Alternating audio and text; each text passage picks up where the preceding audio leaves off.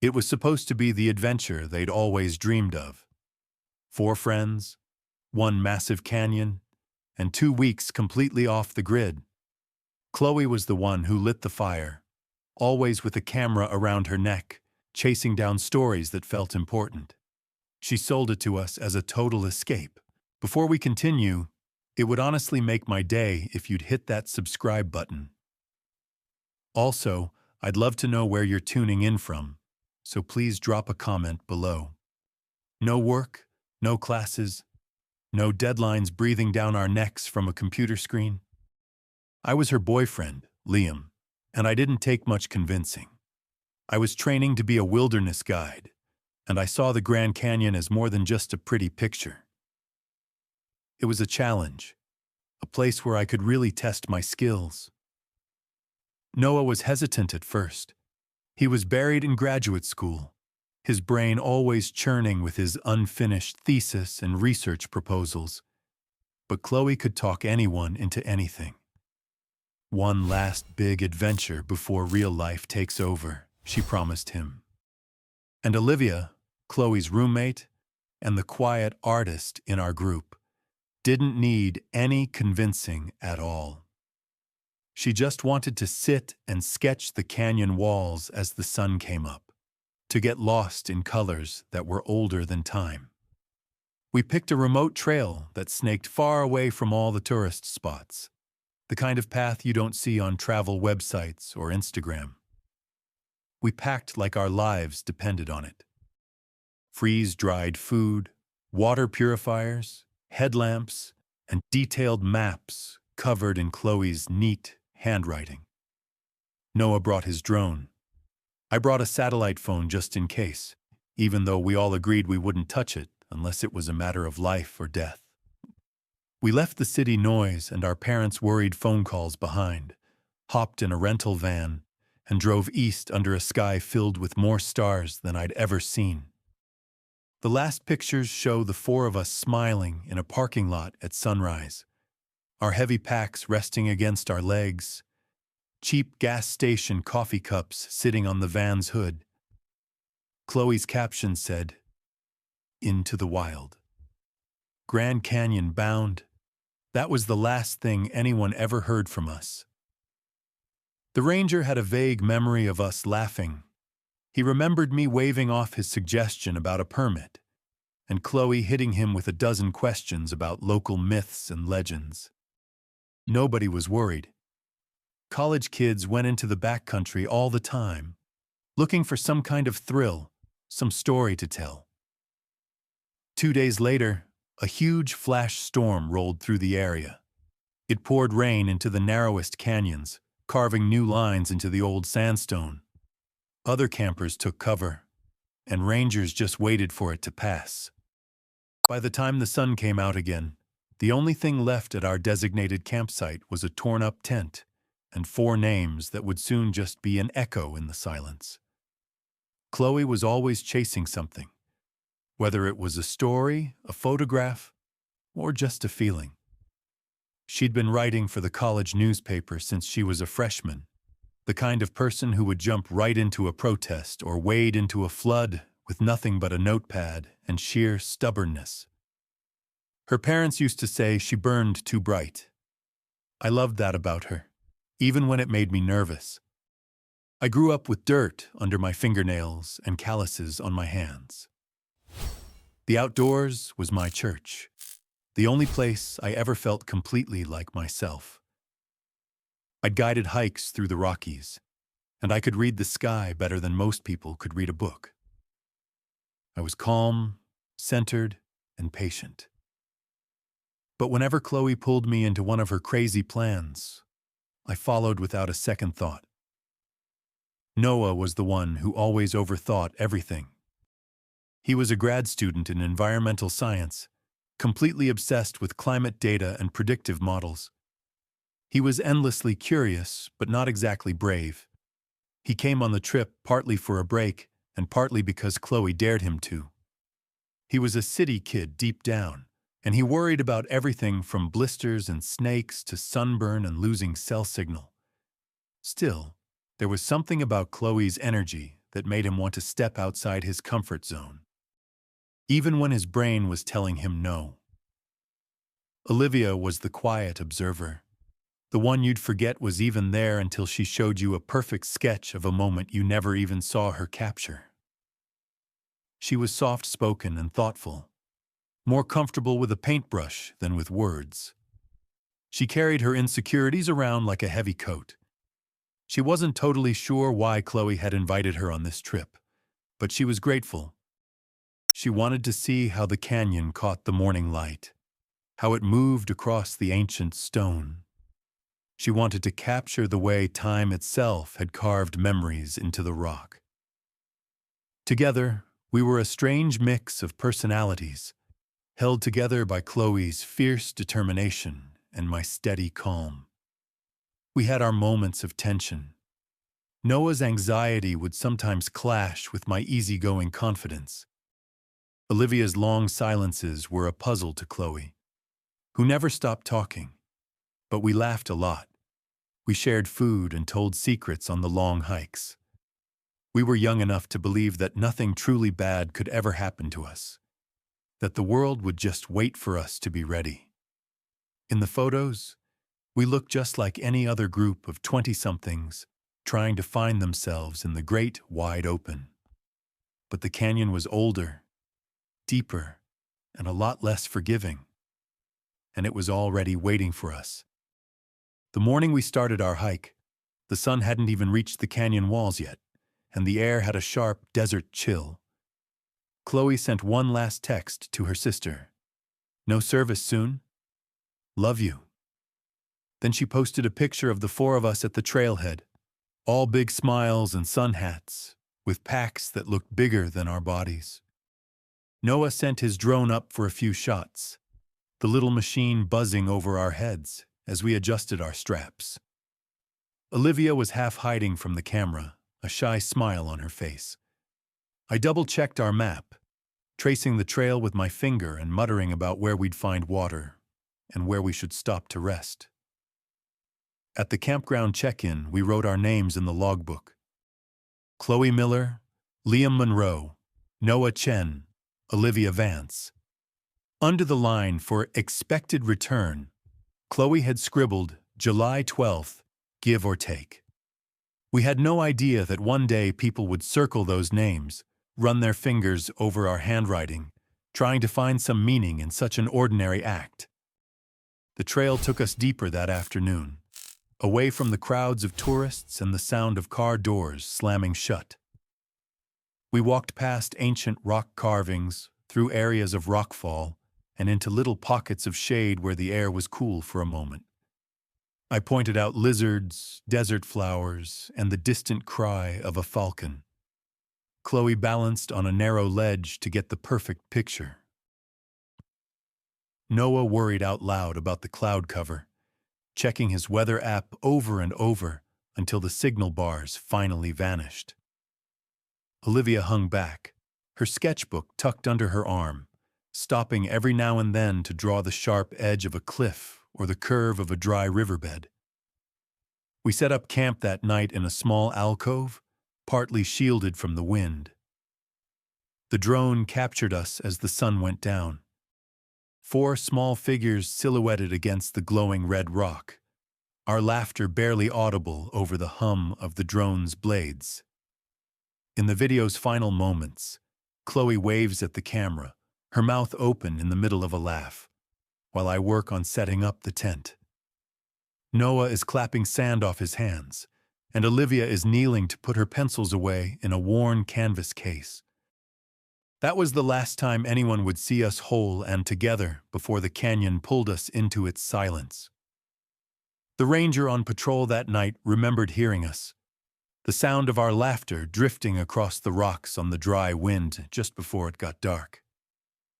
He smiled when he heard it, picturing a group of young people around a campfire, probably sharing a few beers they'd snuck into their packs, telling stories and relaxing after a long day of hiking.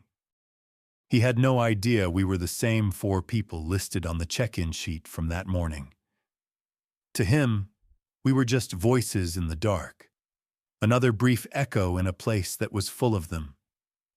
Up at our camp, Chloe was teasing Noah, filming him as he struggled to get the portable stove working. I was setting up our tarp, squinting at the horizon where clouds were gathering much faster than I'd expected.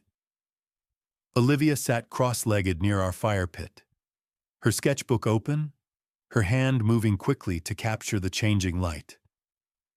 We weren't worried. We were tired, sunburned, and feeling that incredible rush of being so small in a place so huge. When the first few drops of rain fell, Noah swore quietly and started pulling our gear into the tent. I checked our guidebook and then frowned at the sky. "It'll pass," I said, though even I wasn't so sure. Chloe took one last video, blurry and streaked with rain. You can hear my voice in the background saying, "Babe, put the phone away." Then the storm hit. The canyon becomes a different world in a flash flood. Dry creek beds turn into raging rivers. Hard-packed sand becomes thick mud, and stone walls become slick, deadly slopes. The wind howled through the crevices, slamming into our small camp with a force none of us had anticipated. The tarp ripped loose from its anchors. The tent shuddered under the sheer weight of the pounding rain. Later, when rangers examined the site, they found our camp ripped apart, our sleeping bags half buried in mud, and footprints that led absolutely nowhere. The rain had washed away what little evidence the night might have left behind. But a few things survived. A notebook with warped pages and blurred ink. A video file on Chloe's phone, frozen in the middle of a laugh. And a sketch in Olivia's pack. The lines were shaky, but the image was clear. 4 figures under a darkening sky, the canyon walls towering over them, the storm waiting. They found the campsite 3 days after the storm. A ranger named David Hansen was the first to spot it from a ridge above. Just a flash of blue nylon snagged on some rocks, flapping weakly in the wind. Up close, it was much worse. The tent had been slashed open down one side, its poles snapped like dry twigs. Backpacks were scattered on the ground, their zippers open, their contents spilled out. A damp sleeping bag, an overturned water filter. Chloe's camera was cracked where it had fallen. Noah's drone was sitting folded up near a boulder, its battery dead, its blades caked with sand. The strangest thing was the silence.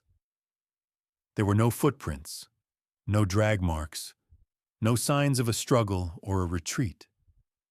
They figured the rain must have come down fast and hard, washing everything away.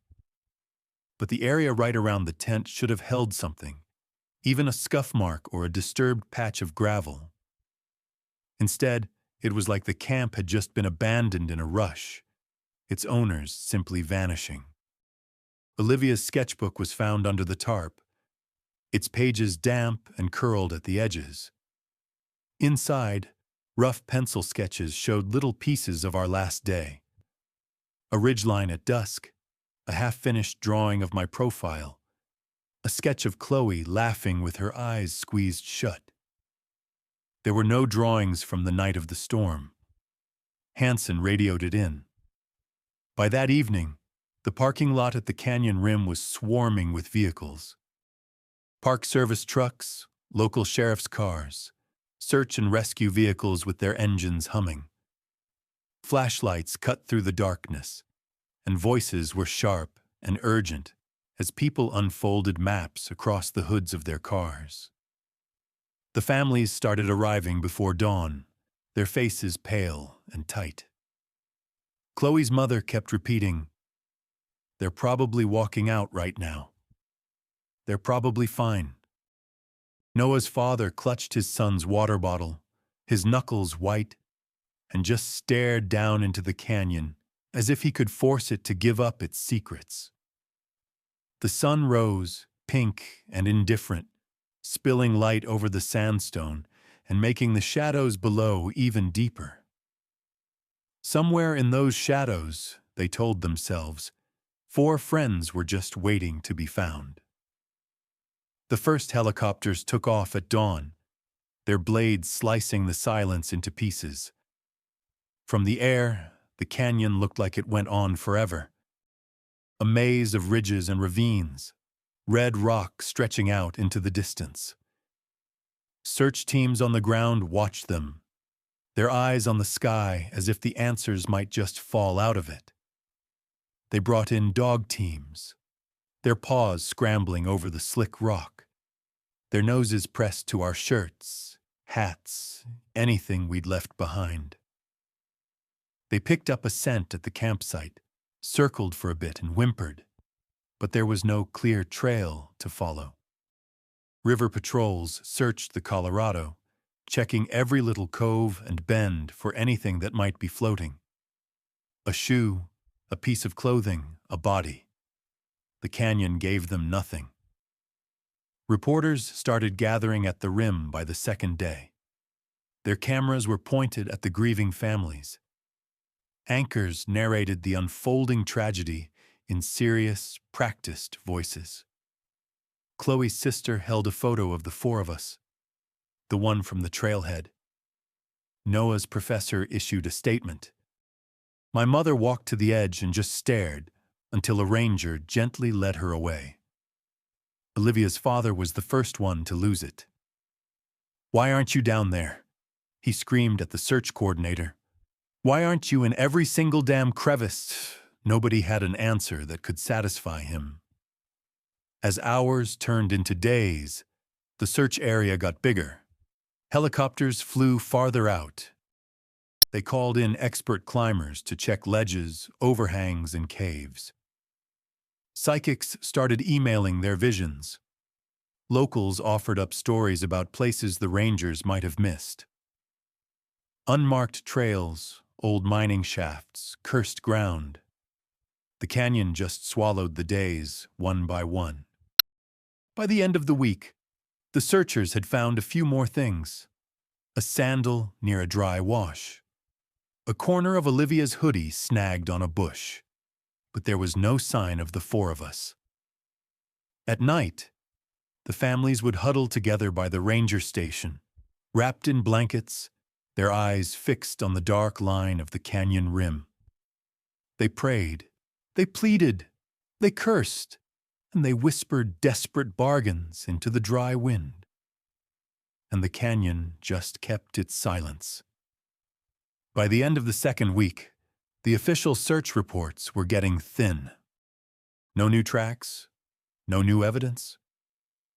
The canyon, ancient and unbothered, had erased its visitors like a hand smoothing over sand. That's when the theories started. At first they were simple. Maybe we fell. Chloe and I were known for pushing things, and Noah's drone footage showed us walking near narrow ledges, laughing, holding our arms out for balance. One wrong step, a patch of loose rock, and the fall would do the rest. But that didn't explain why there were no bodies, or why Olivia's sketchbook, water-stained but otherwise fine, had been left behind with no sign that she'd ever left the camp. Then came the animal theory. Mountain lions, someone whispered at a press conference. Maybe a bear. But the experts shut that down. There would have been signs, they said. Tracks, blood, drag marks, something. Predators don't clean up after themselves. The whispers got darker. Foul play. Maybe someone we met on the trail. A stranger who came into our camp during the storm and left no witnesses. Or worse, someone we knew. A crack in our group that nobody had seen. Chloe's ambition, my quiet intensity, Noah's growing anxiety, Olivia's isolation. We had our tensions. But murder? Then came the even darker rumors, stories that the locals knew but didn't like to share, about off-grid communes hidden deep in the canyon. People who called themselves the Keepers, who believed the canyon was sacred ground. There were campfire stories about hikers who went missing, only to be seen months later, their eyes empty, their minds gone. Reporters jumped on the mystery of it all. The beautiful missing students, the lack of clues, the vast wilderness that swallowed us whole.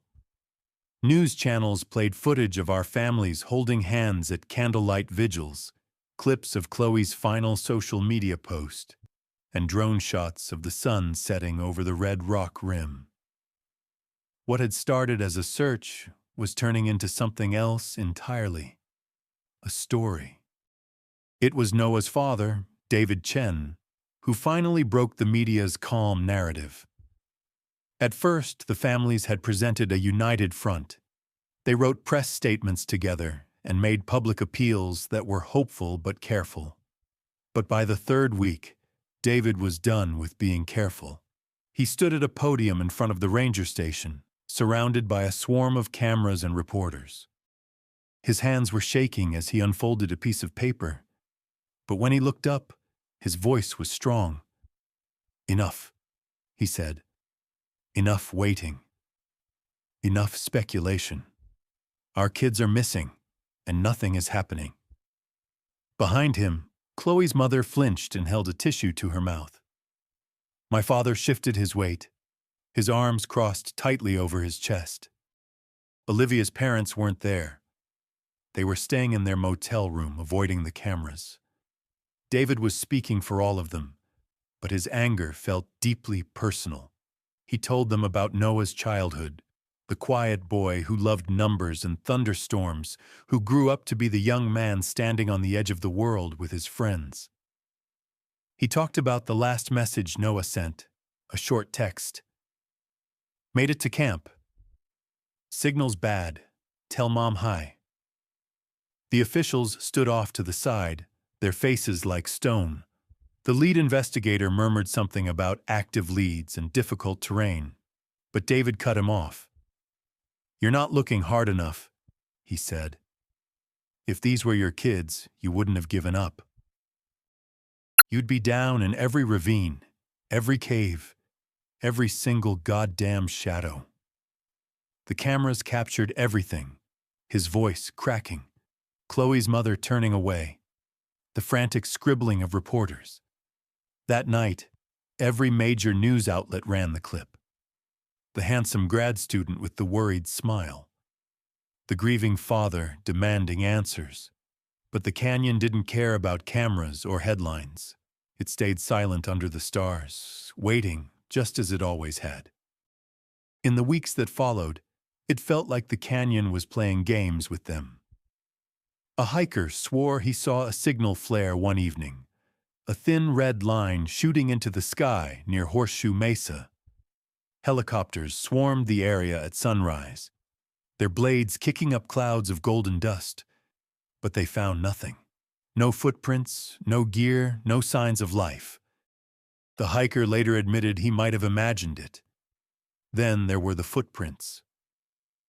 A pair of climbers coming down a narrow passage radioed in that they'd seen human tracks, small and recent, leading toward a slot canyon.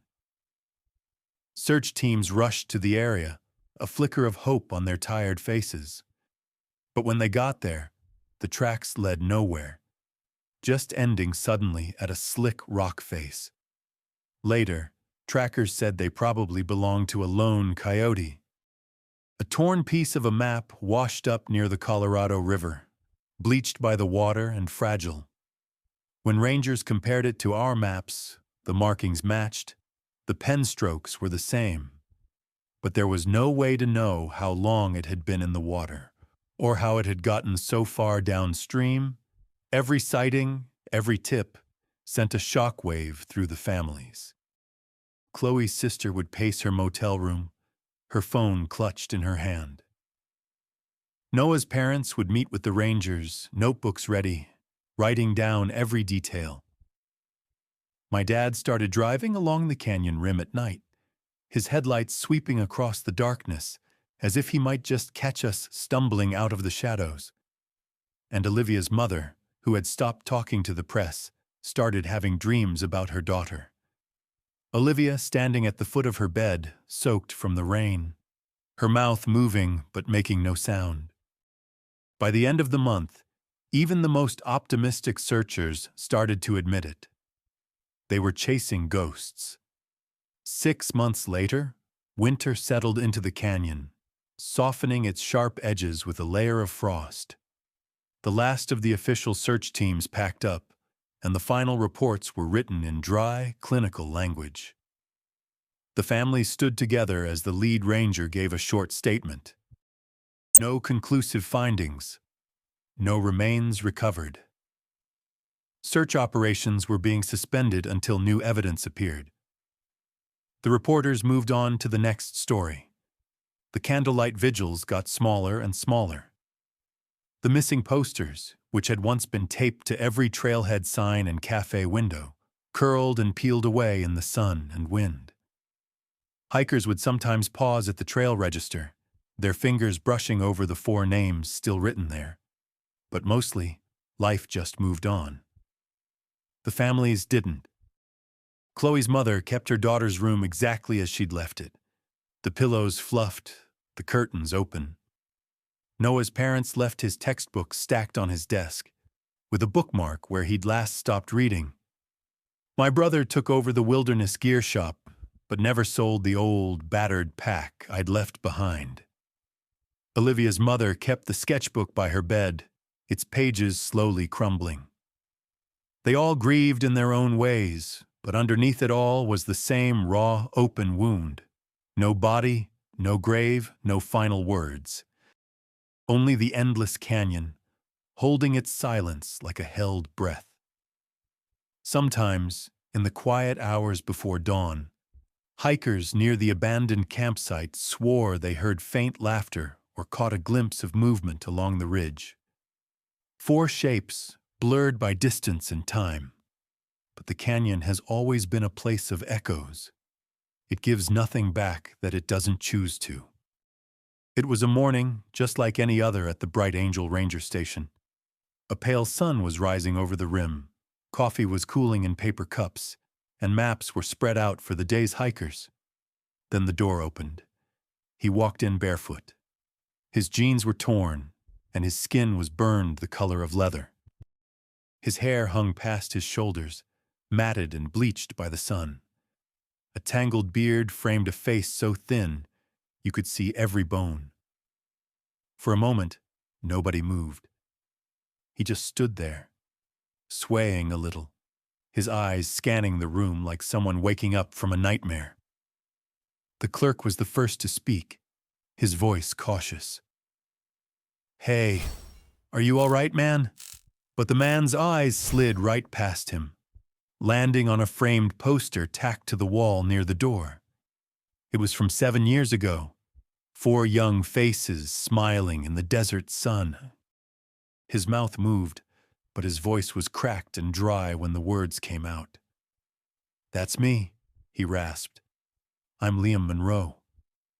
The whole room seemed to tilt on its axis.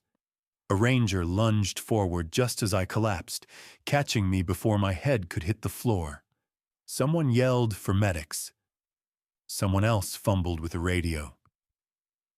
But above all the noise, there was only one thought, surfacing like a breath that had been held for too long.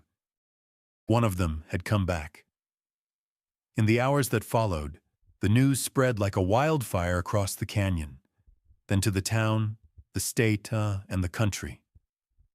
Missing hiker returns after 7 years. The name was enough to shake loose memories that had grown brittle with time. Chloe, Noah, Olivia, and me. But when the ranger pressed a water bottle to my lips, I flinched, my eyes darting to the window, to the line where the rock met the sky. "They're still out there," I whispered. "You don't understand. I shouldn't have come back." Ranger Ethan Carter was just about to end his shift when the call came in. A hiker had walked in, injured, disoriented, probably suffering from exposure. He jogged up from the gear shed, expecting to find another lost tourist. But the moment he saw the man crumpled on the floor of the station, something inside him turned to ice. Carter had been a rookie when the four of us disappeared. He remembered the posters, the long days searching ravines, the deep, hopeless exhaustion. And now, here was one of them, just skin and bones, back from the dead. I was barely conscious. My lips were cracked, and my hands were trembling as the medics cleaned my scrapes and checked my pulse. My feet were raw, blistered down to the muscle. My clothes were hanging off me in shreds, a mess of sun-bleached denim and canvas. Around my neck was a thin leather cord, the kind you tie around something you can't bear to lose. "What's your name?" Carter asked softly, crouching down beside me. The answer was barely a breath. "Liam. Liam Monroe." I managed a small nod, and then, as if the last of my strength just drained away, I sagged against the cot, my eyes rolling back. "They're still there," I murmured. "They're still watching." For a long moment, nobody spoke. Carter just sat back on his heels, staring at the man who shouldn't be here, whose name should have only been a memory. Outside, the canyon waited, the sun climbing higher, casting a golden light across the stone, and deep in its heart, the place I had come from stayed silent, keeping the rest of its secrets. For a long moment after I collapsed, no one moved. The station had gone completely still. The usual clatter of radios and boots faded into a silence so thin you could hear the desert wind rattling the window panes. Ranger Carter crouched by the cot, watching my chest rise and fall in shallow, shaky breaths. They had called for an ambulance, but the nearest one was over an hour away. A nurse who had been with a nearby hiking group helped sponge water onto my lips, careful not to let me choke. My skin was as dry as paper, with a crust of salt at my hairline. My fingernails were cracked and rimmed with dirt that was so deep it looked like it was part of me. Minutes ticked by, and then my eyelids fluttered. I jerked a little, like someone waking up from a fall. My mouth moved. Carter leaned in, trying to hear me. "I shouldn't have come back." The words were barely a whisper, just a thread of sound. My hands clutched at the blanket, at the empty air, at something no one else could see. My eyes darted around the room, unfocused and frantic.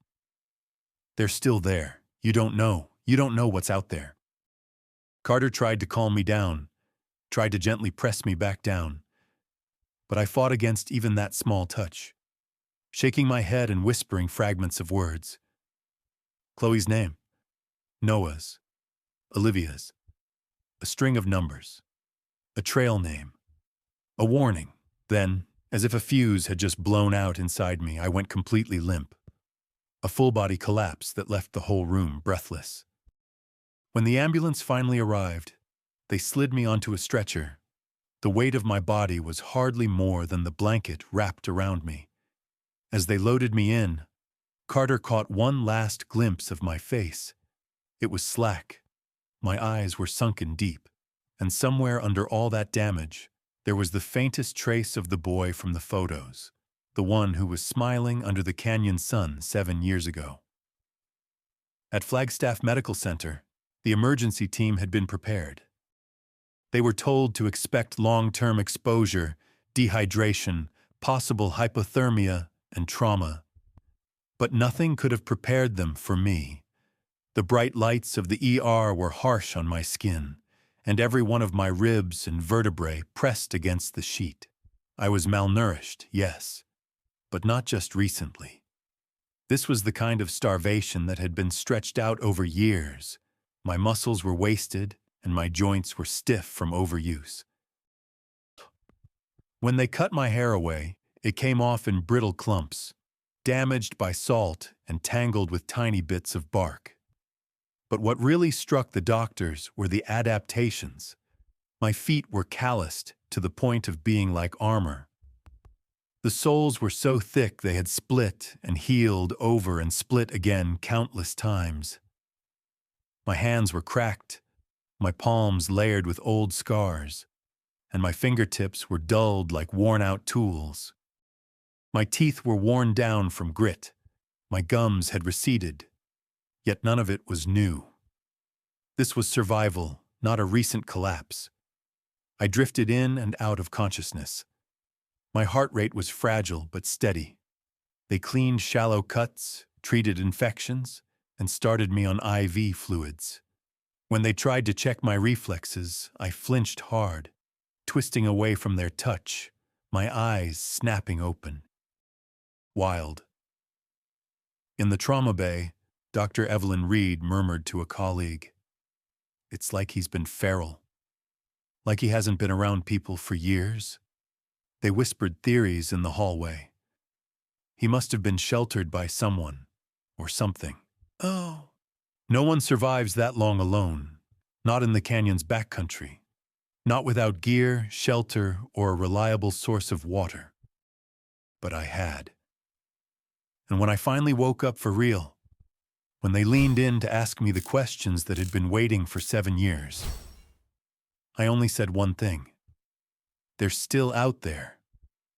My parents arrived the next morning, their faces pale with the exhaustion of a 7-year-long vigil. My mother, Linda, clutched a faded photograph as she hurried down the hospital corridor. It was a picture of me at 23, all sunburned smile and tangled hair, my arms around Chloe, Noah, and Olivia. She held it like an anchor, like proof that once upon a time, there had been a before. When she saw me, she froze. I was thinner, smaller, hollowed out by time and sun and things she couldn't even imagine. My hair had been cut short, and my face was clean. But there was no mistaking the deep lines around my eyes, or the way my shoulders were hunched, as if I was expecting a blow. "Liam," she whispered. My father, Frank, stepped forward first. A rough sound tore from his throat as he grabbed my hand, gripping it with both of his own. "Hey, buddy. Hey, we've got you." For a moment, I didn't move. Then my fingers twitched, closing loosely around Frank's wrist. My eyes, pale blue and rimmed in red, lifted to meet his, but they were unfocused. Linda pressed in, wrapping her arms around my thin shoulders, her body trembling with silent sobs. I let it happen, but I didn't hold on to her. My gaze flicked to the window, to the square of sky beyond it, as if I was measuring something. The doctor spoke softly in the corner, giving my family some space. Nurses paused at the door, watching. Linda, wiping at her eyes, kept whispering, "You're home, baby. You're home now," but I didn't answer.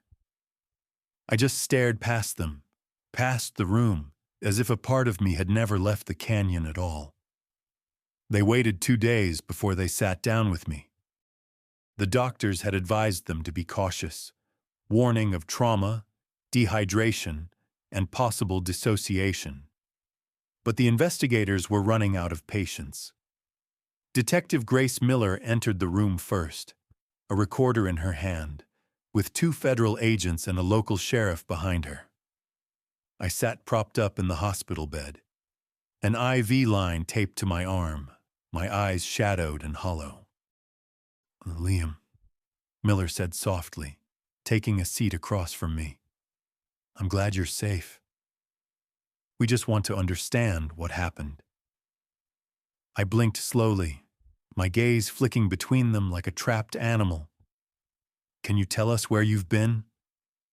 My fingers fidgeted with the edge of the blanket, twisting the fabric until my knuckles turned white. My lips parted, then closed, then parted again. "Chloe," I rasped. "Noah! Olivia!" I shook my head sharply, wincing as if at a sudden noise. I don't know." The agents exchanged a look. Miller leaned in. "You were gone for 7 years. Anything you can give us, Anything at all would help. I let out a rough, strangled breath. I tried to leave, I whispered. But they wouldn't let me. My eyes flicked up, suddenly sharp. Not at first. They're still there. My pulse monitor jumped. A nurse peeked through the glass. Miller kept her voice calm and steady. "Who, Liam?" she asked softly. "Who's still there?" But I just pressed my hands to my eyes, rocking slightly, as if I was trying to push something out of my head. Or maybe trying to keep something in. It came out in pieces, like shattered glass being shaken loose from a dark box. My voice was thin, cracking at the edges, but the words still came. Miller sat across from me, the little red light on her recorder blinking, while the agent stayed silent, just watching. There was a cave," I murmured, my fingers pulling at the hospital blanket. "It's not on any of the maps. You wouldn't find it unless you knew where to look." My eyes darted to the window, to the sunlight cutting across the floor. "They knew." Miller leaned in. "Who knew, Liam?" I shivered. "The people there. They're off-grid. They're not hikers, not campers. They live down there, past the rock falls, past the dry riverbeds. No one would ever think to go that deep." My lips twisted into something between a grimace and a laugh. "But we did." I spoke of seeing shapes at dusk. People watching us from the cliffs, pale faces in the shadows. Of finding the entrance to the cave, half collapsed. The air inside cool and damp and strange.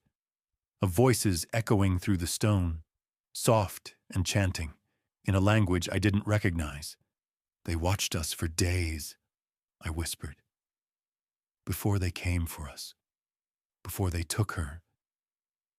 Miller's heart clenched. She tried to keep her voice level. "But Liam, what did they want?" I squeezed my eyes shut. "To keep us. To change us. To make us forget." My hands trembled in my lap. "They almost did." In the silence that followed, the canyon seemed to press in on us even here miles away. Miller exchanged a look with the agents. They all knew this was no longer an ordinary missing person case. The room felt colder as my words poured out in halting bursts, my eyes distant, as if I was replaying something no one else could see. "It was Olivia first," I said, my voice tight. "She heard something. Singing. She went to look for it. We thought she was just messing around." My jaw clenched. "She never came back." Noah wanted to go after her, but I held him back. Chloe, always restless, sent up the drone, letting it buzz over the ridges, searching for any sign of her. The night got thicker, the canyon walls blending into the black. "And then," I whispered, "we heard the voices." They came at dusk. At first, they just watched us, their faces painted white, their clothes looking like they'd been living in the dirt for years. We ran, but it didn't matter. They knew the trails. We didn't.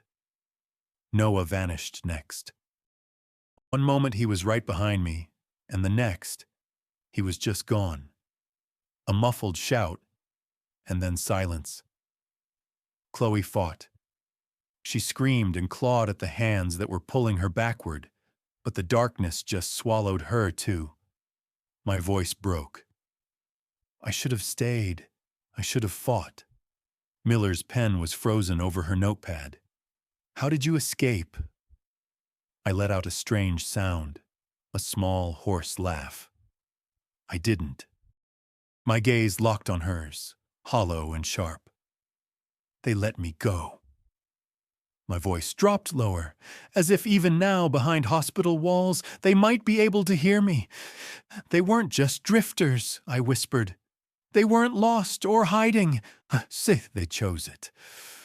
I spoke of hidden passages, narrow slits in the rock that only locals or madmen would know about.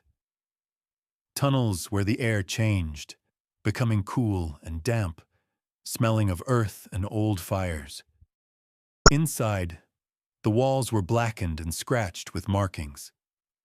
Strange spirals and shapes, I said. They still floated behind my eyes when I closed them. There were 20, maybe 30 of them, though I could never be sure. I called them the community, the tribe, the keepers. They were always half in shadow, their faces painted with ash, their hair tangled, their skin darkened by the sun. They moved like animals, silent and practiced, but at their center was someone different. His name was Silas, I said, my voice catching on the word like it burned my throat. Or that's what they called him. Silas was the one who spoke, who touched our faces and murmured in our ears. He told us the canyon was home, a gift, a refuge from the world above. He preached about shedding our names, our pasts, ourselves. "You're not lost," he'd say. "You're saved." Chloe fought him. Noah argued with him. Olivia wept silently, drawing on the walls with a stolen piece of charcoal. I remembered Silas smiling, patient, always patient. "You'll understand soon," he promised. They fed us very little and worked us hard, hauling water, tending to hidden gardens, and learning the tunnels like the veins in our own bodies. Nights were for chants, rituals, and long silences where the canyon seemed to speak back.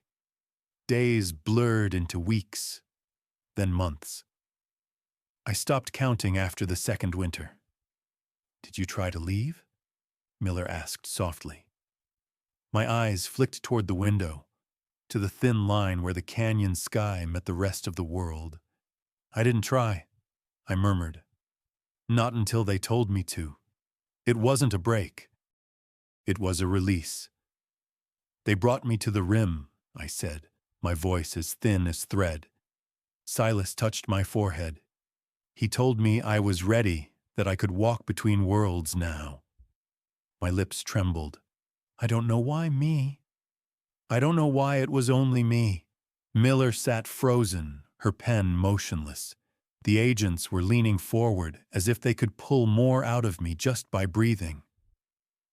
"How did you survive?" "I walked," I whispered. "It's north, west, for days, weeks. I don't remember. I kept thinking they'd follow, that they were just watching to see if I'd come back on my own. I described slipping through cracks at dawn, hiding under ledges, and drinking from muddy springs.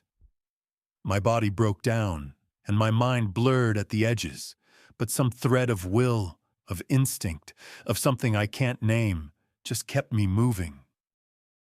"They're still there," I murmured, my voice trembling. "They always were. They're part of the canyon. Or maybe the canyon is part of them." My eyes met Miller's, wide and dark.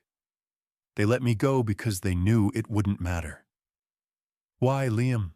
she asked quietly. "What wouldn't matter?" I gave the smallest, saddest smile. "Because you can't leave a place," I said softly, "if it's already inside you." At night, I didn't sleep. Through the hospital window, they watched me toss and turn under the thin blankets, my face pale in the dim light, my fists clenched against dreams that no one else could touch. The nurses wrote it down in their notes: insomnia, anxiety, flashbacks. But none of them saw the way I flinched at the shadows that moved just at the edge of the light. By day, therapists sat with me, their gentle voices trying to guide me through the memories. But my eyes would just drift, unfocused, and my hands would pick at the gauze bandage around my wrist. "It should have been me," I whispered once, my voice cracking. They took them. They took all of them. Why am I here? The media called me the miracle survivor. Headlines blazed with my name. Old photos were splashed across every screen. Me laughing under a canyon sky, my arms around Chloe, Noah, and Olivia. But when my mother showed me the newspaper, my face just crumpled like paper in her hands. I hated the word survivor. I hated the word miracle. At night, my mind filled with their faces. Olivia's wide eyes as she slipped away into the dark. Noah's hand grabbing for my shoulder one last time. Chloe's voice screaming my name as the shadows pulled her backward. I heard Silas's voice too, low and patient, whispering promises I never wanted. I paced my room until my feet bled. I sat in the corner and whispered to no one. And in my chest, every beat of my heart felt like an accusation. 2 weeks after I returned, the search teams went back in. They moved carefully this time. Rangers, federal agents, expert climbers, cadaver dogs, and satellite drones sweeping overhead. Their maps were marked with every word I could give them. The narrow pass, the collapsed wash, the rock shaped like a skull. But the canyon, as always, offered no welcome. Heat shimmered off the stone as they made their way into ravines where the sun barely touched. They found traces. A circle of charred rock from an old fire. Fragments of bone that were too weathered to identify. A piece of cloth so bleached by the sun that it crumbled when they touched it. A footprint, maybe, or just a shape made by the wind. Inside one narrow fissure, a climber spotted something carved into the stone. Spirals, lines, patterns that looked meaningless until you stared at them for too long, and they started to twist into something else. Every step deeper, their nerves got tighter.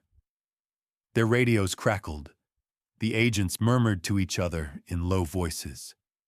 But the farther they went, the more the canyon seemed to close its throat, swallowing the noise, the light, the time.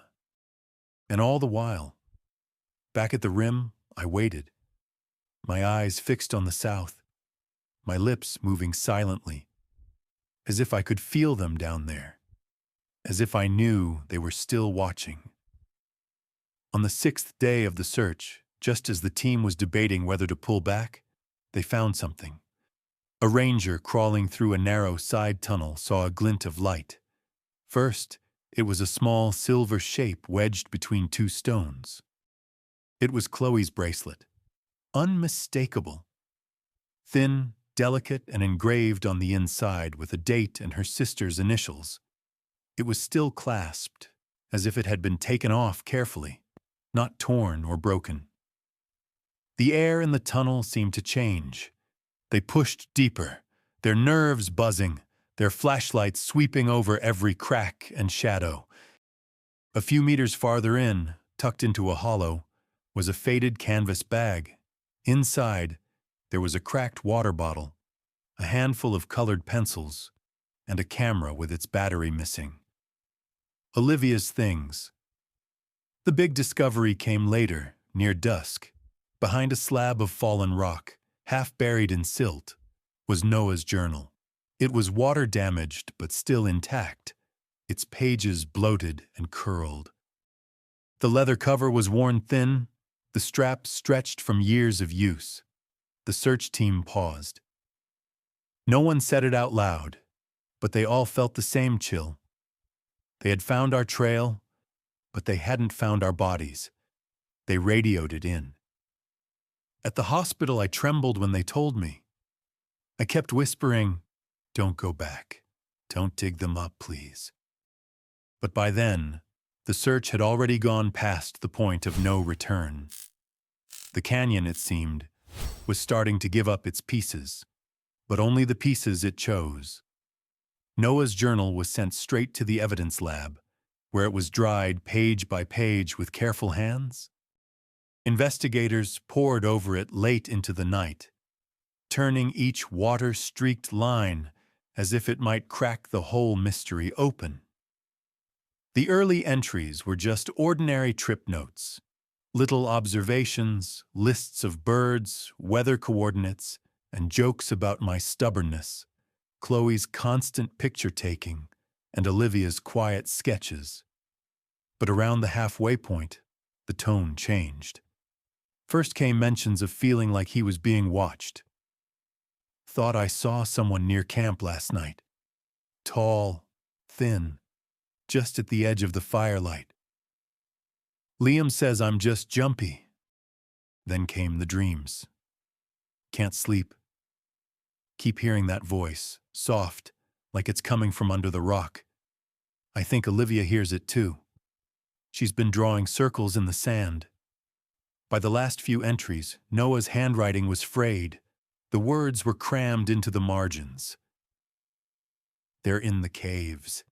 Not animals, not people like us. Chloe wants to leave. Liam says to stay calm. Olivia's not talking. Silas came again tonight. Said we're part of this now. The final page was smeared, the ink dragged by a shaking hand. One word, written over and over, pressed so hard the pen had torn through the paper. Stay. The discovery of Noah's journal hit the families like a crack running through glass. At first, there was relief. Something tangible, something left behind. But as the pages were read, that relief twisted into confusion and then suspicion. Chloe's mother clutched the journal to her chest during the first press conference, her knuckles white, her eyes swollen. They suffered, she whispered. They were terrified. And Liam was there. Noah's father sat stiffly beside her, his fists clenched on his knees. He's not telling us everything, he said flatly. He knows more. He's holding something back. Across the room, Olivia's mother wept quietly, shaking her head. He's a victim, too, she murmured. Look at him. He's broken. We can't ask any more of him. Reporters circled like crows, shoving microphones into their faces, spitting out headlines. Survivor or witness. Hero or liar. At the hospital, I watched the news from my room with the sound turned down low. My mother sat nearby, reading from a Bible with trembling hands. When my father came in, he stared at the screen for a long moment before muttering, "They're tearing each other apart." I didn't answer. My gaze stayed fixed on the footage, the canyon flashing across the screen, a silhouette at the rim, a headline scrolling across the bottom.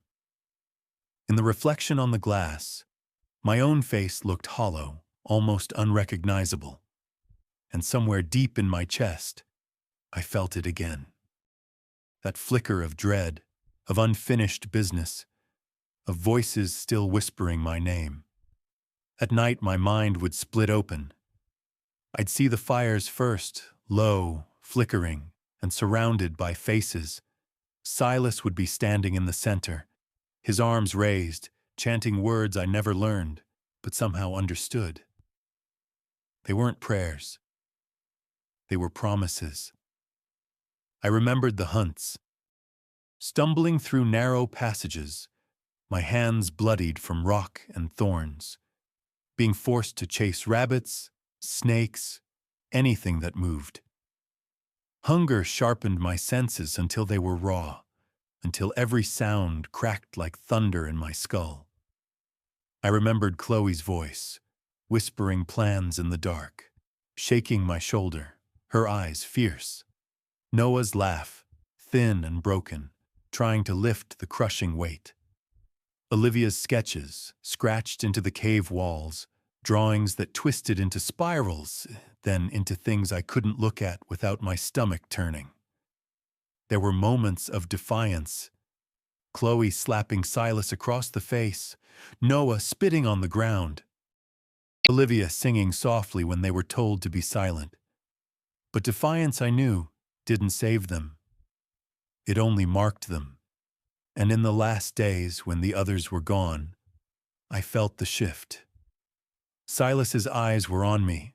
A hush fell over the group when I entered the chamber, and I felt the cold press of a hand on my forehead. "You're ready," Silas had whispered. "Go show them." I jerk awake in my hospital bed, my chest heaving, cold sweat on my skin. And every single time, just before my eyes opened, I heard the same thing. "We're still here." The questions started quietly, murmured in hallways and passed between investigators over cold coffee and late-night files. What if he wasn't just a victim? The journal hinted at unraveling minds, at pressure inside the group before the others disappeared. I had survived what none of them had. I knew trails that no one had ever mapped, and every time they pressed me for details, my answers would fray, get tangled, or just stop completely. The lead agent, Davis, was the first to say it out loud in a closed meeting. "We can't rule out the possibility," she said, her fingers tapping on Noah's journal. "It's a long shot, maybe, but we have to consider it." They dug into my past, my outdoor training, my fascination with survival challenges, my willingness to go off-grid.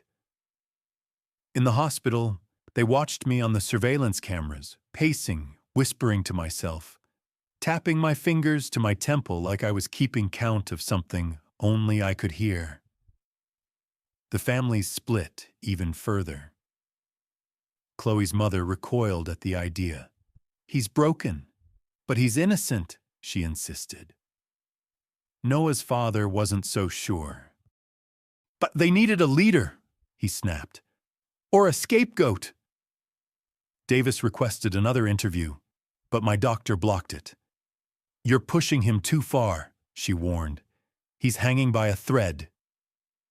But the agents watched the hospital feed anyway, their eyes sharp, noting every odd pause, every muttered word. In one grainy clip, I was sitting at the window, my gaze fixed on the canyon in the distance. My mouth was moving, barely a whisper, but the tech was able to boost the audio. 2 words: "Not done." Long after the search teams left, after the agents filed their reports, and after the families drifted home, clutching their empty grief, the canyon remained. It has always remained. They call it a wonder of the world, a place of staggering beauty and silence. Layers of rock older than memory, rivers cutting deep like time itself has teeth. Tourists stand at the edge, wide-eyed, whispering about how small they feel. Photographers chase the perfect shot of sunrise against the stone. Scientists map its walls, its fossils, its whispers of the past. But there are things that no map can hold. Places where sound twists strangely, where shadows fall in the wrong direction, where compasses falter. Locals tell stories of figures seen at dusk, of campfires that vanish when you get close to them, of shapes along the cliffs that are too tall, too thin, too still. I wasn't the first one to walk out of the canyon changed. I won't be the last. For all its beauty, the Grand Canyon is not tamed ground. It watches, it waits, it takes, and sometimes, if it chooses, it gives something back. But it never gives back everything. Even now, if you stand at the rim long enough in the quiet just before dawn, you might hear it. Laughter caught on the wind, a faint voice calling from below, a flicker of movement at the edge of your sight. Or maybe that's just the canyon reminding you that wonder and terror have always been 2 sides of the same stone. It was my sister Sophie who finally broke through. She came to the hospital alone, slipping past the reporters and the agents, past the nurses who gave her the kind of look people reserve for families marked by tragedy. She sat on my bedside, her knees pulled up to her chest, her eyes fixed on her brother. This thin, ruined version of the boy she remembered. For a long time, she didn't say anything. Then softly, "Liam, do you remember that summer at the lake house when we were kids?" My lips twitched, just barely. We stayed out too long on the water, and Mom was so mad. A breath, a small laugh. "You told me if we don't tell her everything, maybe it won't all be bad. Remember?" My eyes flicked toward her just for a second. Sophie reached for my hand, which was cold and dry in hers. "Liam, they think you're lying." Her voice broke. "Are you?" The silence stretched thin between us. My fingers twitched once, twice, then barely a whisper. "There's more." She leaned in, her heart pounding. I didn't look at her when I said it. My gaze drifted past her to the window, to the canyon beyond. "You wouldn't believe me." Sophie's throat tightened. She squeezed my hand once, gently. "Try me." But I only closed my eyes and, in the faintest voice, almost like a prayer, said, "They're still there." The reports were filed. The press moved on. The families drifted home, some with anger, some with grief, all with an emptiness that nobody could fill. I remained in the hospital, a figure half in and half out of the world, my name slipping from headlines into a whispered legend. The canyon remained as it always had, vast, ancient, and unmoved. For every trail that's been mapped, there are a dozen that are unmarked. For every stone that's been studied, there are caverns that no light has ever touched. People come to the canyon searching for something: wonder, a challenge, an escape. Some leave with memories, some leave with scars, some don't leave at all. The investigators debated their theories, but the canyon didn't care. It swallowed the truth in the same way it swallowed the light at dusk, slowly, beautifully, and without apology. And maybe that's why, even now, hikers pause at the rim, feeling something they can't name pulling at their skin. Maybe that's why the stories linger, about laughter in the night, shapes on the cliffs, faces glimpsed between the rocks. Not everything is meant to be solved. Not every survivor comes back whole. In the end, the Grand Canyon keeps what it wants, and sometimes it lets something walk out, but never without leaving a part of itself behind.